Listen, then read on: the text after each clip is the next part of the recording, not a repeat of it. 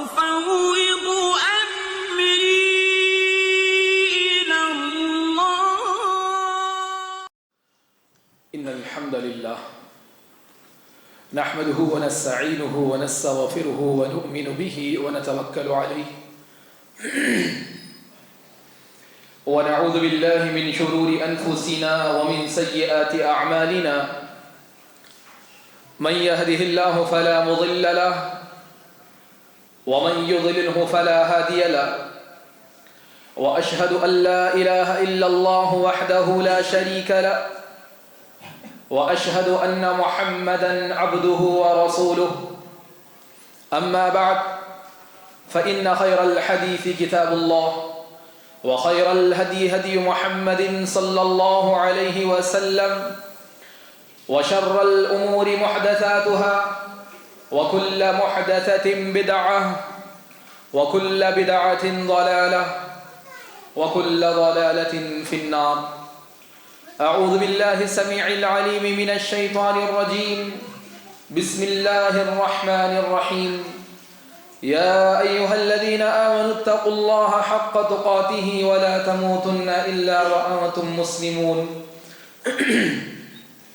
يا أيها الناس اتقوا ربكم الذي خلقكم من نفس واحدة وخلق منها زوجها وبث منهما رجالا كثيرا ونساء واتقوا الله الذي تساءلون به والأرحام إن الله كان عليكم رقيبا. يا أيها الذين آمنوا اتقوا الله وقولوا قولا سديدا يصلح لكم أعمالكم ويغفر لكم ذنوبكم ومن يطع الله ورسوله فقد فاز فوزا عظيما. قال الله تعالى في القرآن المجيد والفرقان الحميد قالوا تالله لقد آثرك الله علينا وإن كنا لخاطئين. معزز سامعین، بزرگان دین، نوجوان ساتھیوں، پیارے بچوں اور پردہ نشین اسلامی ماں اور بہنوں،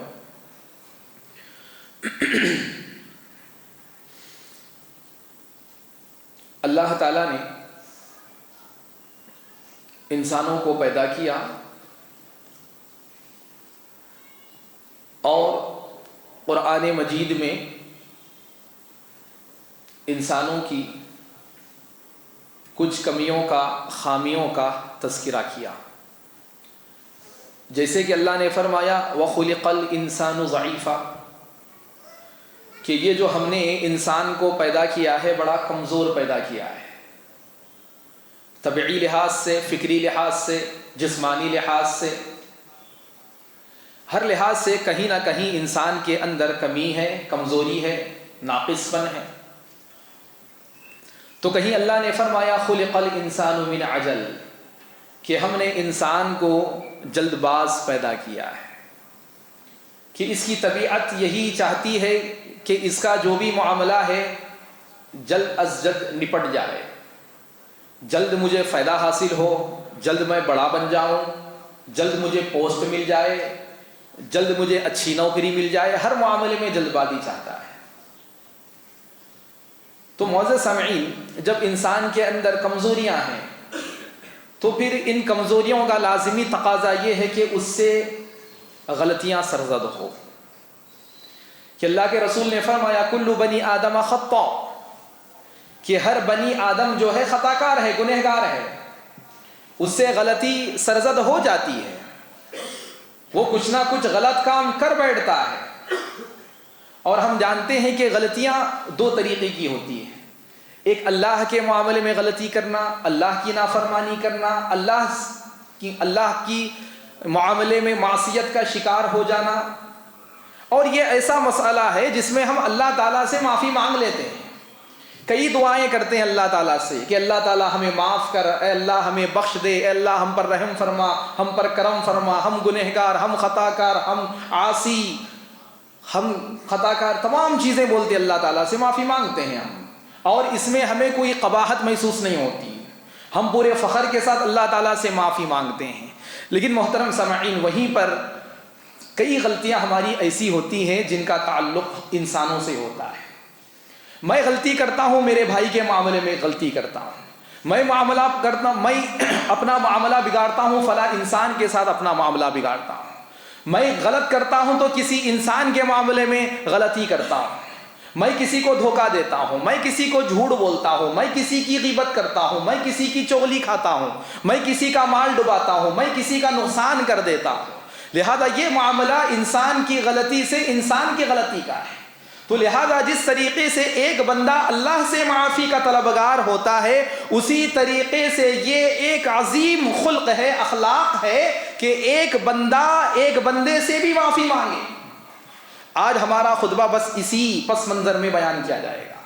محترم سامعین، انسان کو چاہیے کہ وہ غلطی ہونے پر انسان سے معافی مانگے، معذرت خواہی کر لیں، وہ کہہ دے کہ مجھ سے غلطی ہو گئی، میں تم سے معافی مانگتا ہوں۔ اور یاد رکھیے، غلطی پر معافی مانگنا یہ انسان کے شریف ہونے کی علامت ہے، انسان کے اعلیٰ ظرف ہونے کی علامت ہے، انسان کے بڑے ہونے کی علامت ہے، انسان کے بڑا دل اپنے پاس رکھنے کی علامت ہے کہ انسان گناہ ہونے پر، خطا ہونے پر، جس کے معاملے میں گناہ ہوا، جس کے معاملے میں خطا ہوئی، جس کے معاملے میں میں نے غلطی کی، میں اس کے پاس جاؤں گا اور اس سے معافی میں مانگوں گا، اور اس میں کوئی قباحت محسوس نہیں کروں گا۔ بحیثیت مسلمان، ہر مسلمان کا یہ فرض ہے، اس کی یہ ذمہ داری ہے کہ اپنے کسی مسلمان بھائی کو یا پھر کسی مسلمان بہن کو نہ وہ ستائے نہ وہ تکلیف دے۔ اگر کوئی ستایا گیا، کسی کو ہم نے تکلیف دی، کسی کے معاملے میں ہم نے ظلم کیا، زیادتی کی، تو ایک بحیثیت مسلمان ہماری یہ ذمہ داری بنتی ہے کہ ہم اس غلطی کا ازالہ کر لیں، اس سے معافی مانگ لیں۔ دیکھیے، غلطی پر معافی مانگنا یہ کوئی معمولی چیز نہیں ہے، یہ انبیاء کا طریقہ کار ہے۔ انبیاء کرام نے معافی مانگی ہے، ہم کیا ہے؟ انبیاء کرام نے معافی مانگی ہے۔ دیکھیے، حضرت موسیٰ علیہ السلام کا تذکرہ ہم سورۃ الکہف میں پڑھتے ہیں۔ سورۃ الکہف میں حضرت موسیٰ علیہ السلام کا تذکرہ ہے کہ حضرت خضر کو اللہ تعالیٰ نے بھیجا کہ ان کا سفر حضرت موسیٰ علیہ السلام کے ساتھ تھا، اور حضرت خضر نے حضرت موسیٰ سے کہا کہ دیکھو، آپ میرے ساتھ سفر کریں گے تو صبر نہیں کر پاؤ گے، کچھ معاملات ایسے ہوں گے جہاں پر تمہارا صبر جواب دے جائے گا، کچھ نہ کچھ تم کہہ بیٹھو گے، لہذا میرے ساتھ سفر کرنے کی ضرورت نہیں ہے۔ لیکن موسیٰ علیہ السلام نے کہا کہ نہیں، میں سفر کروں گا، مجھے علم حاصل کرنا ہے، مجھے اللہ رب العالمین کی طرف سے رہنمائی جو ملنے والی ہے اسے حاصل کرنا ہے۔ لہذا حضرت خضر کے ساتھ حضرت موسیٰ علیہ السلام ہو لیے۔ تو لہذا فانطلقا، جب وہ چلے تو راستے میں ایک کشتی آئی، تو حضرت خضر نے کشتی کو پھاڑ دیا، اس کے اندر نقص پیدا کر دیا۔ موسیٰ علیہ السلام کا صبر جواب دے گیا۔ تو اسی وقت آپ نے کہا کہ یہ کام کیوں کر رہے ہو؟ تو حضرت خضر نے کہا کہ میں نے کہا تھا کہ آپ میرے ساتھ رہیں گے تو صبر نہیں کر پائیں گے۔ تو اسی وقت حضرت موسیٰ علیہ السلام نے کہا قال لا تؤاخذنی بما نسیت، ارے بھائی میں بھول گیا، مجھ سے غلطی ہو گئی۔ کون کہہ رہے ہیں؟ حضرت موسیٰ کہہ رہے ہیں حضرت خضر سے کہ دیکھو، مؤاخذہ مت کرو میرا، مجھ سے بھول ہو گئی، اس لیے میں نے یہ کام کر دیا ہے، لہذا اب میں خاموش رہوں گا، اب میں کچھ نہیں بولوں گا۔ لہذا پھر آگے بڑھے، تو اس کے بعد پھر مسئلہ یہ ہوا کہ ایک دیوار کا مہمان نوازی کے لیے کسی قریے میں گئے، کسی نے مہمان نوازی نہیں کی، لیکن حضرت خضر نے بس اسی قریے والوں کی ایک دیوار گر رہی تھی، اس کو سیدھا کھڑا کر دیا۔ موسیٰ علیہ السلام کو غصہ آ گیا، آپ نے کہا کہ انہوں نے مہمان نوازی نہیں کی اور ان کی خاطرداری ہم کریں، ان کا فائدہ ہم کریں۔ لہذا حضرت خضر نے کہا کہ دیکھا، میں نے کہا تھا نا کہ آپ صبر کر نہیں پائیں گے۔ تو لہذا اس وقت حضرت خضر نے کہا کہ دیکھو، اب یہ مسئلہ ہے۔ پھر حضرت موسیٰ علیہ السلام نے اس وقت کہا قال ان سألتک عن شیء بعدها فلا تصاحبنی، کہ دیکھو پھر غلطی ہو گئی مجھ سے، اگر میں اگلی بار ایسا کچھ کروں تو پھر تم میرا ساتھ چھوڑ دینا، میں آپ کے ساتھ نہیں چلوں گا، میں اپنے گھر لوٹ جاؤں گا۔ تو لہذا تیسری مرتبہ بھی ایسا ہی ہوا، اور ایک مسئلہ یہ پیش آیا کہ آپ نے ایک بچے کو قتل کر دیا، اس کی گردن موڑ دی۔ حضرت موسیٰ علیہ السلام کو یہ بات بھی پسند نہیں آئی اور کہا کہ اس معصوم بچے کو آپ نے مار دیا۔ تو لہذا اس کے بعد قال هذا فراق بینی وبینک، حضرت خضر نے کہا کہ اب مسئلہ ختم، یہ تیسری مرتبہ ہو گیا ہے، اب ہم آپ کو معاف نہیں کریں گے۔ تو لہذا محترم سامعین، اس قصے سے کئی مسائل ہیں۔ قصے سے مطلوب یہ ہے کہ حضرت موسیٰ علیہ السلام نے حضرت خضر سے معافی مانگی، اپنی غلطی کا اعتراف کیا اور کہا کہ مجھ سے غلطی ہو گئی، مجھ سے بھول ہو گئی، لہذا میں آپ کے ساتھ نہیں چلوں۔ تو تو لہذا محترم سامعین یہی وہ چیز ہے جو آج ہمیں اپنے اندر پیدا کرنے کی ضرورت ہے کہ جہاں کہیں ہم سے غلطی ہو تو ہم معذرت کر لیں, ہم معافی مانگ لیں. اسی طرح محترم سامعین کہ دیکھیے بڑے بڑے لوگوں نے معافی مانگی ہے. حضرت یوسف علیہ السلام کو ہم جانتے ہیں کہ حضرت یوسف علیہ السلام سے دشمنی کرنے والے کون؟ آپ کے بھائی, آپ کے ساتھ رہنے والے. حضرت یعقوب علیہ السلام کے بیٹے جو کہ نبی زادے ہیں, نبی کے بیٹے ہیں وہ, لیکن حضرت یوسف علیہ السلام کے معاملے میں ان کے دلوں میں حسد پیدا ہو گیا, جلن پیدا ہو گئی. لہذا حضرت یوسف علیہ السلام کو اپنے باپ سے دور کرنے کے لیے آپ کو کنویں میں ڈال دیا, آپ کو اس طرح مصر کے بازاروں میں بیچ دیا گیا. لہذا اس طریقے کا معاملہ آپ کے بھائیوں نے کیا, لیکن ایک وہ وقت آیا کہ کنویں میں پڑا رہنے والا یوسف علیہ السلام مصر کے تاجدار بن گئے, مصر کے بادشاہ بن گئے. لہذا جب وہ اپنے مقام سے نکل کر حضرت یوسف علیہ السلام کے شہر میں, ملک میں, مصر میں آئے تو لہذا حضرت یوسف علیہ السلام نے کہا قال هل علمتم ما فعلتم بيوسف, کیا تم جانتے ہو کہ تم نے اپنے بھائی یوسف کے ساتھ کیا کیا؟ ان لوگوں نے کہا کہ قال کہ تم یوسف ہو, انت یوسف, کیا تم یوسف ہو؟ تو حضرت یوسف علیہ السلام نے کہا کہ ہاں میں ہی یوسف ہوں کہ جن کے ساتھ تم نے یہ معاملہ کیا. تو لہذا محترم سامعین جیسے ہی بھائیوں کو یہ پتا چلا کہ یہی ہمارا بھائی یوسف ہے تو اسی وقت انہوں نے کہا قالوا تاللہ, اللہ کی قسم, لقد آثرک اللہ علینا, ہم پر تم فائق آ گئے, ہم سے تم بڑے بن گئے. وَإِن كُنَّا لَخَاطِئِينَ, ہاں ہم خطا کار ہیں, ہم گنہگار ہیں, ہمیں معافی چاہیے. اے میرے بھائی تم ہمیں معاف کر دو. تو لہذا محترم سامعین قال لا تثریب علیکم اليوم, حضرت یوسف علیہ السلام نے کہا کہ لا تثریب علیکم اليوم, آج کے دن تمہارے اوپر سب معافی ہے, ہم نے تم سب کو معاف کر دیا ہے.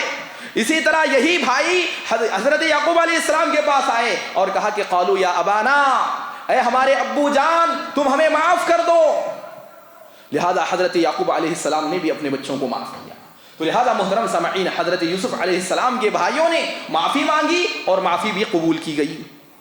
اسی طرح محترم سامعین دیکھیے اسلاف کی زندگیوں کو ہم پڑھتے ہیں, صحابہ کرام کی زندگیوں کا اگر ہم جائزہ لیجئے تو اس معاملے میں بڑے حساس تھے وہ. جب کبھی جیسے کہیں غلطی ہو گئی اسی وقت معافی مانگ لیا کرتے تھے, فوراً معافی. اللہ اکبر. حضرت ابو الدرداء رضی اللہ عنہ بڑے جلیل القدر صحابی ہیں, معمولی بڑے جلیل القدر صحابی ہیں. حضرت ابو الدرداء رضی اللہ عنہ کی ذرا بن گئی کس سے؟ حضرت بلال سے.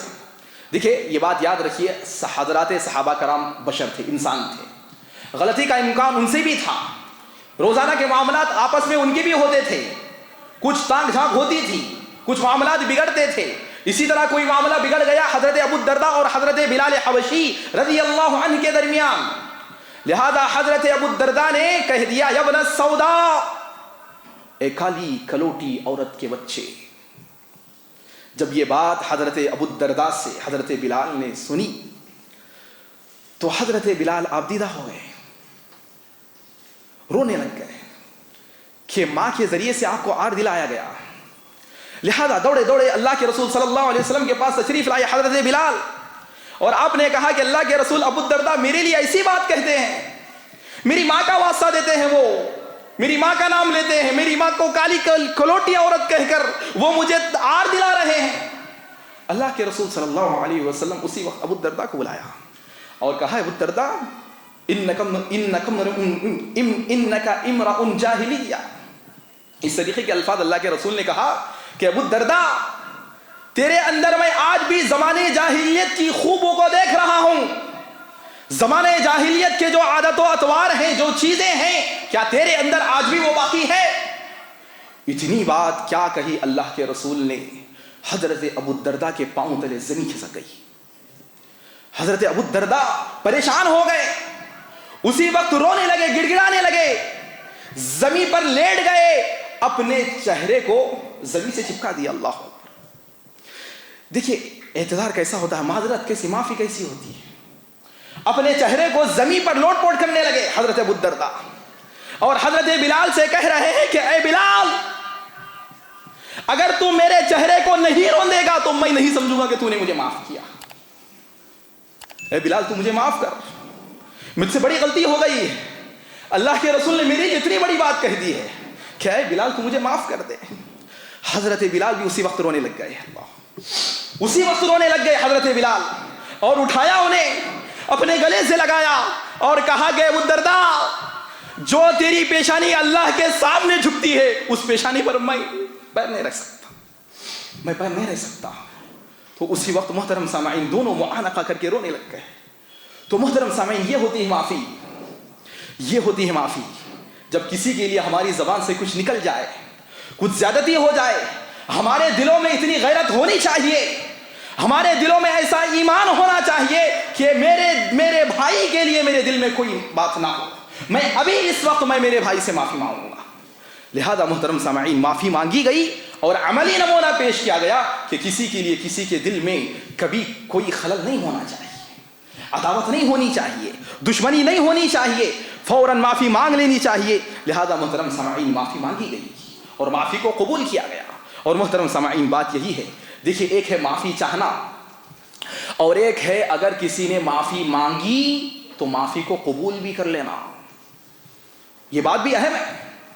آج ہم سے کوئی معافی مانگنے آتا ہے, وہ اپنی غلطی پر نادم ہے, وہ شرمندہ ہے, لیکن آگے والا معاف کرنے کے لیے تیار نہیں ہوتا. جا نہیں, میں معاف نہیں کروں گا, میں تیری صورت نہیں دیکھوں گا, میرے پاس نظر نہیں آنا, تیری غلطی ایسی ہے معاف نہیں کی جائے گی. جھڑک کر بھجا دیتے ہیں. کئی لوگ ہوتے ہیں معافی ان کے اندر ندامت آ جاتی ہے, شرمندگی ہو جاتی ہے, غلطی کا اعتراف کر لیتے ہیں, لیکن آگے والا معاف کرنے کے لیے تیار نہیں ہوتا. حضرت حاتب بن ابی بلتعہ بڑے صحابی ہیں. ہوا یہ کہ اللہ کے رسول صلی اللہ علیہ وسلم مکے پر فوجی مہم چلانے والے تھے, حملہ کرنے والے تھے. اس کی خبر حضرت حاتب بن ابی بلتعہ کو تھی. لہذا ہوا یوں کہ حاتب بن ابی بلتعہ نے یہ جو خبر ہے جو کہ خفیہ تھی, فوجی مہم کا یہ راز تھی, یہ چیز آپ نے ایک خط میں لکھ کر مکے والوں کو یہ بات بتا دی جو کہ خفیہ تھی, راز کی بات تھی. اور یہ جو معاملہ ہے یہ کوئی معمولی معاملہ نہیں ہے, یہ فوجی مہم جو فوجی حملہ ہونے والا تھا اس کا راز تھا. آج بھی دنیا کے قانون اٹھا کے دیکھ لو, اگر کوئی ایسی غلطی کرتا ہے, راز فاش کرتا ہے, اسے سزائے موت سنا دی جاتی ہے, قتل کر دیا جاتا ہے اس کا. لہذا بڑی غلطی تھی. حاتب بن ابی بلتعہ نے ایک رقعے میں لکھ کر بھیجا دیا کہ دیکھو اللہ کے رسول آپ پر حملہ کرنے والے ہیں, ذرا ہوشیار ہو جاؤ. لہذا اللہ کے رسول کو وحی کے ذریعے سے بتا دیا گیا کہ حاتب بن ابی بلتعہ نے یہ حرکت کی ہے.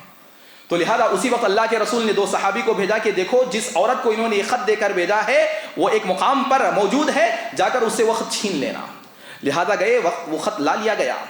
اللہ کے رسول صلی اللہ علیہ وسلم نے پوچھا کہ حاتب یہ کیا مسئلہ ہے, تم نے یہ کام کیوں کیا, اتنی بڑی غلطی کیسے ہو گئی؟ تو حاتب بن ابی بلتعہ نے کہا اللہ کے رسول صلی اللہ علیہ وسلم میری مجبوری تھی. غلطی کا اعتراف کیا کہ میری مجبوری تھی. اللہ کے رسول صلی اللہ علیہ وسلم میں آپ کا دشمن نہیں ہوں اور نہ میں منافق ہوں, اللہ کے رسول میں آپ پر ایمان لانے والا سچا آدمی ہوں. بس میرے گھر والے مکہ میں ہیں, میرے خاندان والے مکہ میں ہیں, بس انہی کی محبت نے, بس انہی کی چاہت نے مجھے اس عمل کو کرنے پر آمادہ کیا کہ اگر مکہ والوں کے ساتھ میں نے یہ مہربانی کر دی تو وہ میرے خاندان کے محافظ ہو جائیں گے. بس اسی وجہ سے اللہ کے رسول نے میں یہ خط ان تک پہنچا دیا. لہذا عمر بن خطاب بازو تھے. اللہ کے رسول صلی اللہ علیہ وسلم جب ان کی اس غلطی کا اعتراف کرتے ہوئے ان کو سنا تو خاموش رہے, لیکن عمر بن خطاب جلال میں آ کر کہنے لگے اللہ کے رسول آپ حکم دیں تو اس منافق کی گردن میں ابھی اڑا دیتا ہوں. جلالی شخصیت تھی حضرت عمر بن خطاب کی. لہذا اللہ کے رسول صلی اللہ علیہ وسلم اب تک خاموش تھے. گناہ ہوا, گناہ کا اعتراف کیا, خاموشی کا اظہار کیا, لیکن جو ہی حاتب بن ابی بلتعہ کے بارے میں عمر بن خطاب کے یہ الفاظ سنے, اسی وقت اللہ کے رسول صلی اللہ علیہ وسلم نے عمر بن خطاب سے خطاب کرتے ہوئے کہا کہ عمر بن خطاب کیا تم مجھے اسے قتل کرنے کی بات کر رہے ہو, اسے قتل کرنے کی بات کر رہے ہو؟ یہ وہ بدری صحابی ہے جن کے لیے اللہ تعالیٰ نے آسمان سے جھانک کر کہا تھا کہ اے بدری صحابیوں آج میں نے تمہارے سارے گناہ معاف کر دیے ہیں کہ اب کی بار تم کچھ خطا کرے گا تو گرفت نہیں ہوگی. یہ وہ صحابی ہے جس کے بارے میں تم ایسا کہتے ہو. اللہ اکبر. اتنی بڑی غلطی ہونے کے بعد, اتنا بڑا جرم سرزد ہونے کے بعد اللہ کے رسول صلی اللہ علیہ وسلم نے آپ کی غلطی کو معاف کیا اور آپ کو کچھ نہ کہا, لیکن آپ کے خلاف کہنے والے کو اللہ کے رسول صلی اللہ علیہ وسلم نے ٹوک دیا. تو لہذا محترم سامعین, جہاں معافی مانگنا بڑی بات ہے, وہیں پر اگر بڑی غلطی کسی کسی نے کی ہے اگر وہ ہم سے معافی مانگ رہا ہے تو اسی طرح جس طرح ہم معافی مانگ رہے ہیں اس کی معافی کو بھی ہم مانیں اور اسے قبول کرنے کی کوشش کریں. اسی طرح محترم سامعین بڑی بات یہ ہے, دیکھیے آج ہم میں سے کئی لوگ غلطی کرتے, کسی سے غلطی بھی ہوتی اور ہم معاف کرتے, لیکن یاد رکھیے معاف کرنا ہے تو دل سے معاف کیجیے. آج ہم معاف کرتے لیکن کیسی معافی؟ صرف زبان کی, دل میں وہی خنس, دل میں وہی دشمنی, دل میں وہی اس کے لیے اکھڑپن, اس کے لیے وہی ہمارے دلوں میں عداوت وہی پل رہی ہے, وہ پنپ رہی ہے, دشمنی کو ہم پال رہے ہیں لیکن زبان سے کہتے ہیں کہ جاؤ ٹھیک ہے کوئی بات نہیں جاؤ, لیکن بعد میں وہی دشمنی کو نبھا رہے ہیں ہم. زبان سے تو کہہ دیا لیکن دل میں وہی باقی ہے. محترم سامعین بڑی بات بتا رہا ہوں, حضرت ابوبکر صدیق دیکھیے کتنی بڑی غلطی ہے لیکن کس طرح معاف کیا جا رہا ہے. اور اللہ تعالیٰ قرآن مجید میں کیا فرما رہا ہے. حضرت ابوبکر صدیق رضی اللہ عنہ کو جانتے ہیں اور آپ کی بیٹی اما عائشہ رضی اللہ عنہ کو ہم جانتے ہیں جو کہ اللہ کے رسول صلی اللہ علیہ وسلم کی چہیتی بیوی. آپ پر کیا الزام لگا کہ آپ نعوذ باللہ بدکار ہیں, بدچلن ہیں, الزام لگ گیا. منافقین نے الزام لگا دیا اور اس منافقوں نے اتنا چرچا کیا, بات کو اتنا پھیلایا, اتنی افواہیں اڑائی کہ کچھ صحابہ بھی ان باتوں میں آ گئے اور انہوں نے بھی اپنی زبان سے کہہ دیا کہ ہاں ہو سکتا ہے, جو کہ نہیں ہونا چاہیے تھا, نہیں کہنا چاہیے تھا. لیکن جب افواہیں پھیلتی ہے تو اس کی زد میں ہم بھی آ جاتے ہیں اور آج بھی ہم آتے ہی ہیں. کتنی افواہوں پر آج ہمارا یقین نہیں ہے, حالانکہ کچھ ٹھوس ثبوت نہیں ہوتا, بے بنیاد باتیں کئی ایسی وائرل ہو جاتی ہیں. تو لہذا چند صحابہ بھی نے کہہ دیا کہ ہاں ہو سکتا ہے. لہذا ایک صحابی اس کے زد میں آ گئے جن کا نام تھا مصطح بن اساسہ, اور یہ وہ صحابی ہے جو حضرت ابوبکر صدیق رضی اللہ عنہ کے رشتہ دار ہیں. اور حضرت ابوبکر صدیق رضی اللہ عنہ کے گھر سے ان کے لیے ماہانہ راشن جاتا ہے. اور انہوں نے کیا بات کہہ دی ابوبکر کی بیٹی کے بارے میں, ہاں ہو سکتا ہے کہ یہ معاملہ ہوا ہو. لہذا جیسے حضرت ابوبکر صدیق رضی اللہ عنہ کو یہ بات معلوم ہوئی, آپ نے راشن بند کر دیا, نہیں دیا. اور ظاہر سی بات ہے, ہر ایک کی طبیعت ہے, اگر آپ کی بیٹی پہ الزام کوئی لگائے تو کیا آپ چھوڑیں گے اسے؟ نہیں معاف کریں گے آپ. طبیعی چیز ہے, یہ فطری چیز ہے. تو لہذا آپ نے کہہ دیا کہ راشن نہیں دیا جائے گا, اب اسے معاف نہیں, اب اسے کچھ بھی نہیں دیا جائے گا. لہذا محترم سامعین اسی وقت اللہ تعالیٰ نے وہی نازل فرمائی سبحان اللہ, اور کہا کہ وَلَا يَأْتَلِ أُولِي الْفَضْلِ مِنْكُمْ وَالسَّعَةِ أَن يُؤْتُوا أُولِي الْقُرْبَى وَالْمَسَاكِينِ وَالْمُهَاجِرِينَ فِي سَبِيلِ اللَّهِ وَلْيَعْفُوا وَلْيَصْفَحُوا أَلَا تُحِبُّونَ أَن يَغْفِرَ اللَّهُ لَكُمْ. کہ جو صاحب فضل لوگ ہیں, جو عزت دار لوگ ہیں, جو شریف لوگ ہیں, انہیں یہ زیب نہیں دیتا کہ وہ مسکینوں کا, فقیروں کا مال اپنے پاس روکے رکھیں. یہ آپ کو زیب نہیں دیتا. وَلْيَعْفُوا وَلْيَصْفَحُوا, آپ انہیں معاف کرو, درگزر کرو. الا تحبون ان یغفر اللہ لکم, کیا تم اس بات کو پسند نہیں کرتے کہ اللہ تمہیں بخش دے, اللہ تمہیں معاف کرے, کیا اس بات کو پسند نہیں کرتے؟ جب یہ بات حضرت ابوبکر صدیق رضی اللہ عنہ کے پاس آئی, اسی وقت حضرت ابوبکر صدیق نے اللہ تعالیٰ سے معافی مانگی اور اسی وقت مصطح بن اساسہ کا راشن پھر سے جاری کر دیا. اللہ اکبر, کتنی بڑی بات ہے کہ ایک بیٹی پر الزام ایک شخص لگا رہا ہے اور وہ آپ کا رشتہ دار ہے, آپ اسے راشن دے رہے ہیں, لیکن جو ہی اللہ رب العالمین کی آیت نازل ہوئی اسی وقت اپنے آپ کو سرنڈر کر دیا اور کہا کہ پھر سے مصطح بن اساسہ کا راشن ہم جاری کر دیں گے. تو محترم سامعین یہاں پر دو لفظ استعمال ہوئے, وَلْيَعْفُوا وَلْيَصْفَحُوا, کہ آپ عفو کریں, معاف کریں اور درگزر کر دیں. دو لفظ ہے, ایک ہے عفو, عفو ہوتا ہے معاف کر دینا, زبان سے بول دیے معاف کر دیے. ایک ہے صفح ہوتا, وہ کیا ہوتا؟ دل سے معاف کرنا, دل میں گندگی کو وہ باقی نہیں رکھنا, پالنا نہیں. زبان سے بھی معاف کرنا, دل سے بھی ایسے معاف کرنا کہ وہ اب پھر وہ آپ کے لیے نیا ہے, پھر وہ آپ کے لیے اجنبی ہے, پھر وہ آپ کے لیے کوئی غلطی کرنے والا نہ رہا, پھر سے وہ ایک نیا شخص ہے. اس طریقے کی دل سے معافی ہونا چاہیے. زبان سے معاف کرنا کافی نہیں ہوتا, دل سے معاف کیجئے, دل میں اس کے لیے دشمنی نہ پالیے. یہ اصل معافی ہے جو ایک مسلمان کو اپنے بھائی کے لیے اپنے دل کو کشادہ رکھتے ہوئے کرنا چاہیے. اسی طرح محترم سامعین اور ایک اہم اعلیٰ اخلاق یہ ہے کہ اگر کسی نے غلطی کی ہے اور آپ کو پتہ چلا ہے تو ایک بڑا اخلاق کا اسٹیج یہ ہے, بڑے پن کی بات یہ ہے کہ اس کی غلطی سامنے آنے سے پہلے ہی اس کے لیے کچھ عذر ہم خود تلاش کر لیں. کہ اگر آپ کو فلاں شخص کے بارے میں معلوم ہوا کہ ہاں فلاں نے جو ہے ہاں یہ کام کیا ہے, تو آپ اس کی غلطی سامنے آنا، اس کو ڈانٹنے سے پہلے یہ کہہ دیں کہ بھائی غلطی ہوئی ہوگی، کچھ مسئلہ تھا ہوگا۔ بیچارہ اگر کسی نے کچھ پیسہ اٹھا لیا ہے تو ممکن ہے کہ ضرورت تھی ہوگی اس کو، اس کا کچھ مسئلہ تھا ہوگا، اس کے گھر کا مسئلہ تھا ہوگا، اس لیے اس نے ایسا کام کیا ہوگا، لہذا چھوڑ دیا جائے۔ یہ اعلیٰ اخلاق کی بات ہے، یہ چھوٹے ذہنوں میں یہ چیز آتی نہیں، یہ بڑا ذہن ہونا پڑتا، ایمان کے اعلیٰ معیار پہ پہنچنا پڑتا۔ حضرت عبداللہ بن باز رضی اللہ عنہ کی مجلس میں محفل جمی ہوئی ہے۔ دیکھیے یہ بڑے لوگ ہیں، عبداللہ بن باز، یہ وہ شخصیت ہے جن کے بارے میں کہا جاتا ہے کہ ایسی شخصیت ہے جو اس دور میں پیدا ہوئی، حالانکہ اسے صحابہ کے دور میں پیدا ہونا چاہیے تھا۔ اللہ والی بڑی شخصیت۔ عبداللہ بن باز بیٹھے ہوئے محفل میں، لوگ بیٹھے ہوئے، سگریٹ نوشی کی وہ آ گئی، سگریٹ کی وہ آ گئی، تو بعض لوگوں نے کہہ دیا کہ یہ فلاں جو شخص ہے نا، اس نے سگریٹ پی ہے۔ تو عبداللہ بن باز اسی وقت اسی مجلس میں کہتے ہیں کہ کیا تمہیں پتا کہ اس نے پی ہے؟ وہ جس گاڑی میں سفر کر کے آیا ہوں گا اس کے ڈرائیور نے پی ہوں گی، اور وہ یہاں تک آ رہی ہے۔ سبحان اللہ، کیسا ہے دیکھیے عذر۔ اسے یہ نہیں کہا کہ تو نے پی، چل مجلس سے نکل باہر جا، نہیں، ارے بھائی وہ تو آگے بیٹھا ہے، ہو سکتا ہے کہ اس کے ساتھ جو تھا اس نے پی ہوگی۔ تو لہذا محترم سامعین، یہ ہے عذر۔ اس طریقے سے اپنے بھائی کا عذر تلاش کریں آپ، اسے غلطی پر شرمندہ کرنے کے بجائے، ڈانٹ ڈپٹ کرنے کے بجائے، ارے عفو درگزر سے کام لیں، اسے معاف کریں۔ یہ وہ چیز ہے جو اس کے دل میں ہمیشہ کے لیے آپ کا مقام پیدا کر دے گی، آپ کی عزت کو بڑھا دے گی۔ تو محترم سامعین، اس طریقے سے معافی ہونا چاہیے۔ اگر ہم کسی کو معاف کر رہے ہیں تو عذر تلاش کر کے معاف کر کے دیجیے انشاءاللہ، پھر اس کے اثرات کیسے مرتب ہوتے ہیں۔ اسی طرح محترم سامعین، ایک اہم بات یہ ہے کہ آخر ہم غلطی کرنے کے بعد معافی کیوں نہیں مانگتے؟ کیا وجہ؟ غلطی کرتے، آگے والا بھی غلطی کرتا، نہ ہم معافی مانگ رہے ہیں نہ وہ معافی مانگ رہا، کیوں نہیں مانگتا؟ حالانکہ غلطی پر ہم بھی ہیں، آپ بھی ہیں۔ تو محترم سامعین، اس سے کچھ وجوہات ہیں۔ سب سے پہلی چیز کیا ہے؟ انا، میں پنا جسے ہم بولتے ہیں۔ انسان جس کے اندر میں پنا ہو، بڑا پر اپنے آپ کو بڑا سمجھتا، یہ ایسا شخص ہوتا جو اپنی غلطی کو تسلیم نہیں کرتا۔ اور شیطان کی سب سے بڑی پرابلم یہ تھی، اس نے کیا کہا؟ حضرت جب اس سے کہا گیا کہ قال ما منعك الا تسجد اذ امرتك، کہ جب تجھے اللہ تعالیٰ نے حکم دیا تھا کہ تو آدم کو سجدہ کر، کس چیز نے تجھے منع کر دیا؟ کیوں تو سجدہ نہیں کرا؟ تو اس نے کیا کہا تھا؟ قال انا خیر منه، وہ اس لیے کہ میں اس سے اچھا ہوں، میں اس سے بہتر ہوں، اس لیے میں نے سجدہ نہیں کیا۔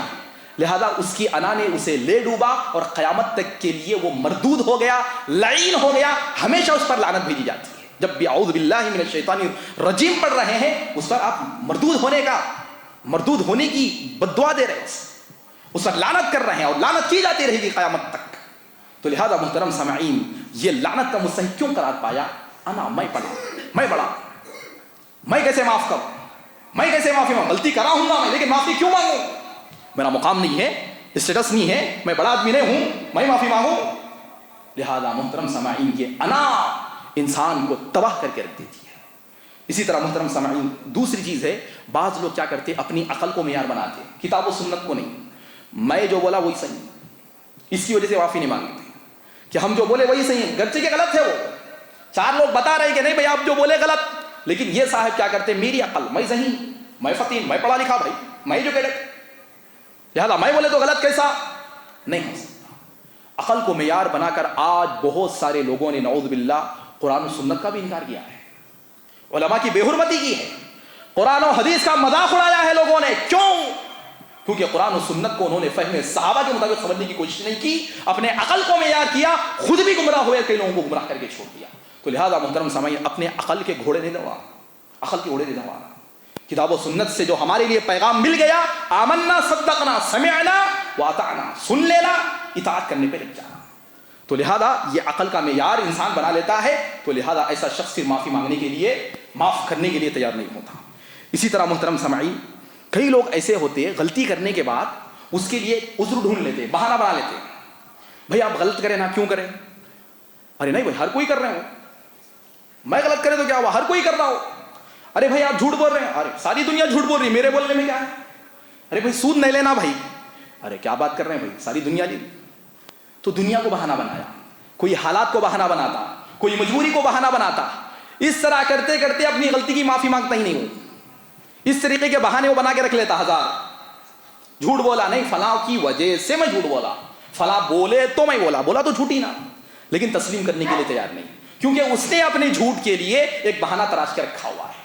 تو لہٰذا یہ بھی ایک بڑی غلطی ہے جس کی وجہ سے ہم اپنی غلطیوں پر نظر نہیں کرتے نہ دوسروں کو معاف کرنے کی کوشش کرتے ہیں. اسی طرح محترم سامعین اور ایک چیز ہے, بڑی چیز ہے کہ انسان کیا سمجھتا ہے کہ اگر میں معافی مانگا تو پھر میں شرمندہ ہو جاؤں گا. یہ بہت بڑی چیز ہے. یہیں پر آ کر ہم اٹک جاتے ہیں. اگر میں معافی مانگ لیا فلاں سے تو پھر میری عزت کہاں باقی رہ گئی, میرا اسٹیٹس ختم ہو جاتا. حالانکہ محترم سامعین اللہ کے رسول صلی اللہ علیہ وسلم نے قسم کھا کے فرمایا کہ ما تواضع للہ فقد رفعہ اللہ, کما قال علیہ الصلوۃ والسلام, کہ اللہ کے رسول نے کہا کہ جو اللہ کے لیے تواضع اختیار کرے, اللہ کے لیے جھک جائے, فقد رفعہ اللہ, اللہ تعالیٰ اس کے مقام کو بلند کر دیتا ہے. اور بلند ہوتا ہے مقام, لیکن ہونا یہ چاہیے کہ اللہ کے لیے معافی. اور محترم سامعین آخری بات یہ کہہ کر اپنی بات کو ختم کر رہا ہوں. دیکھیے ہم ایک دوسرے کو معاف کرنا کیوں نہیں چاہتے, غلطیوں کو ہم صرف نظر کرنا کیوں نہیں چاہتے؟ اس لیے کہ دیکھیے ہماری جو محبتیں ہیں یا جو دشمنیاں ہیں یہ اللہ کے لیے نہیں ہوتی, اللہ کے لیے نہیں کرتے. ہم کسی سے محبت ہے تو کچھ نہ کچھ مفاد رہتا, ہمارا نفع رہتا. فلاں سے ملا بھائی اس سے وہ مل سکتا, فلاں سے ملا گھر میں شادی ہو سکتی, فلاں سے ملا بزنس میں اپنے کو ٹائی اپ ہو سکتا, فلاں سے ملا ارے بڑی لنک ہے اس کی, مفاد اپنا. جب تک مفاد ملا بس خوش, جیسا ہی مفاد ختم ہو گیا پھر بدزنی, بدگمانی, لعنت, غیبت, چغلی, کیا کیا نہیں کھاتے ہم, کیونکہ ہم نے اس سے محبت اللہ کے لیے نہیں کی. اسی طرح ہم کسی سے دشمنی بھی کرتے اللہ کے لیے نہیں کرتے, دشمنی بھی اللہ کے لیے ہونی چاہیے. اگر اللہ کے لیے دشمنی ہماری ہوتی تو کسی کی غلطی پر ہم اسے معاف کر دیتے, کیونکہ ہمارا معاملہ اللہ کے ساتھ ہے.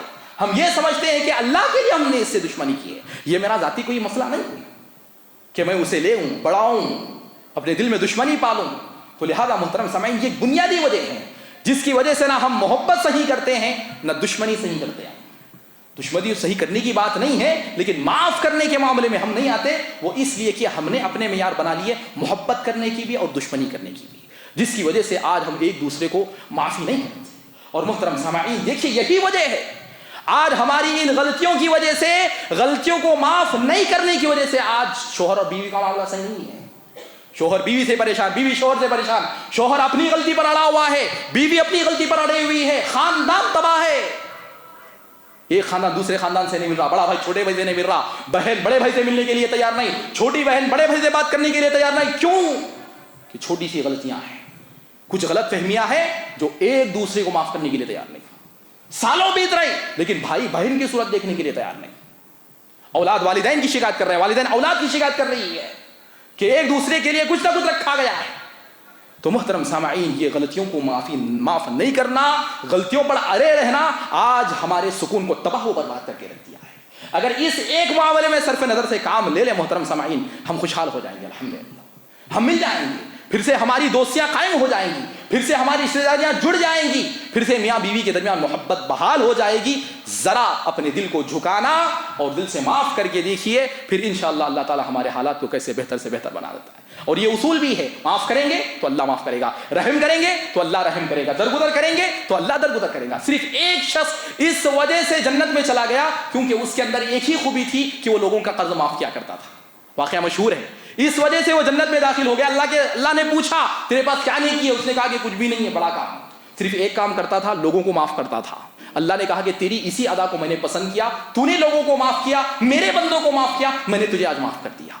تو لہذا یہ معافی مانگنا, دوسروں کو معاف کرنا, یہ بہت بڑا عمل ہے جو آج ہمارے اندر سے ختم ہو گیا ہے, اور آج دشمنیوں کی بڑی وجہ یہی ہے. تو لہذا محترم سامعین اس سے اپنے آپ کو بچانے کی ضرورت ہے. وقت زیادہ ہو گیا ہے, معذرت خواہ ہوں, اور اللہ رب العالمین سے دعا گو ہوں کہ اللہ تعالی ہم تمام کو کتاب و سنت پر عمل پیرا ہونے کی توفیق دے, زندگی کے ہر مسئلے کو کتاب و سنت, یہ جو دو آنکھیں ہیں, اس سے دیکھنے کی توفیق دے. اسی طرح غلطی جو بھی ہو اللہ تعالیٰ ہمیں یہ توفیق دے کہ ہم معافی مانگیں اور لوگوں کی غلطیوں پر ہم معاف کریں. اللہ تعالیٰ ہم تمام کو عفو درگزر سے کام لینے کی توفیق دے, ایک دوسرے پر رحم کرنے کی توفیق دے, اور اللہ رب العالمین ہم تمام کو اس دور پرفتن میں صراط مستقیم پر چلائے, عقیدہ توحید پر ثابت قدم رکھے. اللہ تعالیٰ ہم سب کے گناہوں کو, خطاؤں کو درگزر فرمائے. آمین ثم آمین. بارک اللہ لنا ولکم فی القرآن العظیم ورفعنا وإياكم بالآيات والذكر الحكيم إنه تعالى جواب كريم ملك ورب رحيم ورب حليم.